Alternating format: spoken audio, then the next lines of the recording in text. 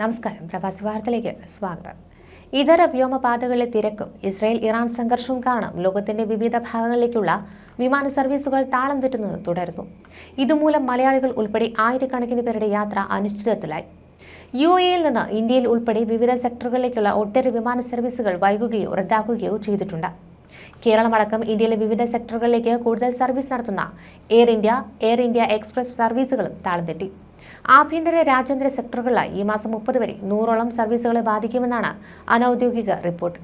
അതിനാൽ യാത്രക്കാർ വിമാനത്താവളത്തിലേക്ക് പുറപ്പെടുന്നതിന് മുൻപ് ബന്ധപ്പെട്ട എയർലൈനുകൾ വിളിച്ച് ഉറപ്പാക്കണമെന്നും അധികൃതർ അഭ്യർത്ഥിച്ചു. ദുബായിൽ നിന്ന് കോഴിക്കോട്ടേക്ക് കഴിഞ്ഞ ദിവസം രാവിലെ 8:30 പോകേണ്ട എയർ ഇന്ത്യ എക്സ്പ്രസ് വിമാനം റദ്ദാക്കിയത് യാത്രക്കാരെ വലച്ചു. UAE-യിൽ മധ്യവേനൽ അവധി ആരംഭിക്കാനിരിക്കെ ഇന്നു മുതൽ ജൂലൈ 20 വരെ സൂപ്പർ പീക്ക് ടൈം ആയതിനാൽ റദ്ദാക്കിയ വിമാനങ്ങളിൽ യാത്രക്കാർക്ക് പകരം സീറ്റ് ലഭിക്കുന്നതിന് പ്രയാസമുണ്ട്. UAE-യിൽ നിന്ന് ഇന്ത്യയുടെ വിവിധ സെക്ടറുകളിലേക്കുള്ള എയർ ഇന്ത്യ വിമാന സർവീസുകളും കഴിഞ്ഞ ദിവസങ്ങളിൽ റദ്ദാക്കിയിരുന്നു. ഇതോടെ പൈലറ്റ് ഉൾപ്പെടെ 40ഓളം ജീവനക്കാർ ദുബായിൽ കുടുങ്ങിയതായും സർവീസുകളെ ബാധിച്ചു. അഹമ്മദാബാദ് വിമാന ദുരന്തത്തിന് ശേഷം എല്ലാ വിമാനങ്ങളും കർശന സുരക്ഷാ പരിശോധനയ്ക്ക് വിധേയമാക്കുന്നതാണ് എയർ ഇന്ത്യ. എയർ ഇന്ത്യ എക്സ്പ്രസ് സർവീസുകളെ ബാധിക്കാനുള്ള പ്രധാന കാരണം ഇതാണ്. കൂടാതെ ആഭ്യന്തര സർവീസുകൾ നടത്തുന്ന വിമാനങ്ങൾ തന്നെ വിദേശ സർവീസുകൾ നടത്തുന്നതിനാൽ ഒരു സെക്ടറിലെ തടസ്സം മറ്റു സർവീസുകളെ ബാധിക്കുന്നു. ഒരു വിമാനത്തിന്റെ അറ്റകുറ്റപ്പണി നടത്തുവാൻ കുറഞ്ഞത് 3 ദിവസമാണ് എടുക്കുക. വൈകുകയോ റദ്ദാക്കുകയോ ചെയ്ത വിമാനങ്ങളെ യാത്രക്കാർക്ക് ടിക്കറ്റ് തുക പൂർണ്ണമായി തിരിച്ചു നൽകുന്നുണ്ട്.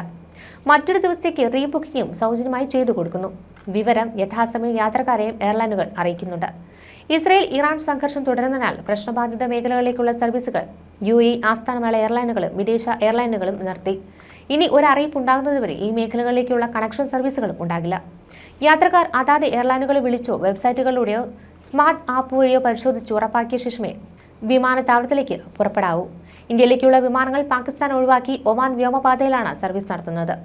ഈ വ്യോമപാതയിലെ തിരക്ക് മൂലം പല എയർലൈനുകളും സർവീസുകളുടെ എണ്ണം വെട്ടിക്കുറയ്ക്കുവാൻ നിർബന്ധിതരായിട്ടുണ്ട്. ഇത് മൊത്തം സേവനങ്ങളെ ബാധിച്ചു.